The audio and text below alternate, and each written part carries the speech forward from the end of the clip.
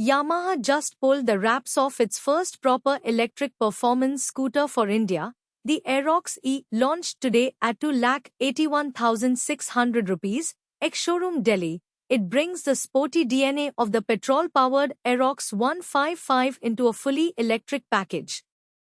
Twin removable batteries, a 9.4 kilowatt motor, traction control, and a top speed of 95.5 kilometers per hour on tap.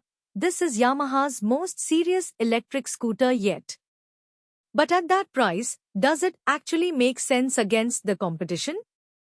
In the next few minutes, we break down every spec, every feature, and whether this price tag is justified. Let's start with design, because the Aerox E doesn't try to hide that it's electric, it just wears the look better. Yamaha calls it the X Factor, an athletic stance built around an aggressive X motif on the body panels that runs from the front apron to the tail, giving it a sense of forward motion even while standing still. Up front, a sleek LED headlight cuts a bold, aerodynamic signature after dark. The instrument cluster is a 5-inch color TFT console that keeps speed, range, battery, and ride mode all in view at a glance. For now, Yamaha is offering just one colorway, a glossy bluish-white cocktail finish with black accents and light blue graphics that plays up the electric theme without shouting about it. Under that sporty bodywork sits a permanent magnet synchronous motor producing a peak power of 9.4 kilowatts and a maximum torque of 48 Newton meters. That's enough to give the Aerox E a claimed top speed of 95.5 kilometers per hour.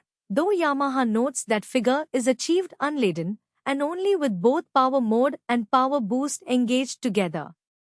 For context, that's a genuinely strong number in the electric scooter space, comfortably ahead of most mass-market electric scooters and right in line with what enthusiasts expect from the Aerox badge on a petrol bike. Power comes from not one, but two removable 1.5 kWh lithium-ion battery packs, giving a combined capacity of 3 kWh. Both packs pull out from the floorboard area for charging anywhere you have a wall socket, with no dedicated home charger installation required. A single pack charges 0 to 100% in 3 hours 10 minutes. Charge both together and you're looking at 6 hours 20 minutes. Yamaha also sells a dedicated dock charger that can top up both battery packs at the same time, which is a smart touch for overnight charging. One thing to note, Yamaha says performance is optimized when running on a single battery, so the second pack is really about extending range, not adding raw power. On a full charge across both packs, Yamaha claims an IDC range of 117 kilometers, IDC being the Indian government's official test cycle. Real-world range, as always, will depend on how you ride, and that's where the 3 riding modes come in. Economy mode stretches the batteries for hassle-free long-distance commuting. Standard mode is tuned for comfortable, everyday city cruising. And power mode unlocks the scooter's full performance for when you actually want to enjoy the ride. Layered on top of all 3 is Power Boost, a short burst of extra acceleration you can trigger once the boost meter fills up to 10, giving you a genuine surge of pace for overtakes or quick getaways from traffic lights. Safety and handling get proper attention too. The Aerox E comes with a traction control system as standard, which is unusual at this end of the electric scooter market. It electronically manages torque delivery to reduce wheel spin and keep the rear tire planted, especially useful on wet roads. Speaking of the rear tire, Yamaha has fitted a genuinely wide 140 by 70 section unit paired with a 110 by 80 front, both wrapped around 14-inch wheels for extra grip and stability. Braking duties go to disc brakes at both ends, backed by single-channel ABS. There's also a reverse mode, which makes maneuvering the 139-kilogram scooter out of tight parking spots noticeably easier.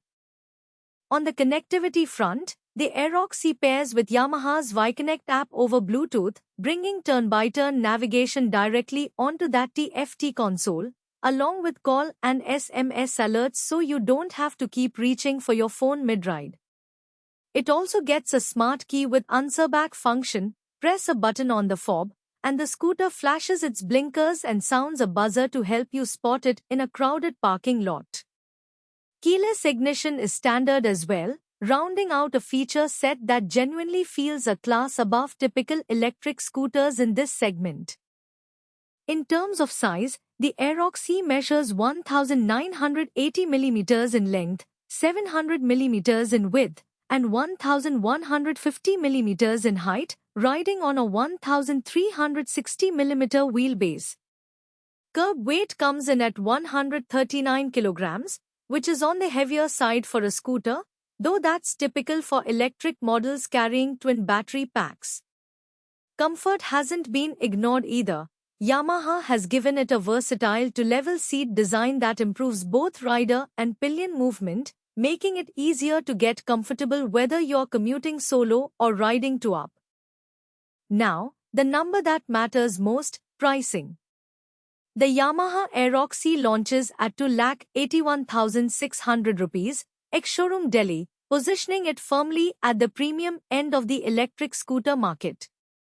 To put that in perspective, the Ather 450X starts around 1,54,000 rupees with up to 126 kilometers of range, while the TVS iQube ST starts near 1,71,000 rupees and claims up to 212 kilometers, nearly double what the Aerox E offers. So you're paying a significant premium for the Yamaha badge, the Aerox styling, and features like traction control and dual removable batteries, while accepting less outright range than key rivals. This is clearly a scooter built for buyers who want sporty identity and brand pedigree over maximum range per rupee. So, who is the Aerox C actually for? If you love the petrol Aerox's sporty look and want that same identity in an electric package, backed by Yamaha's brand and dealer network, this is a compelling, if expensive, choice.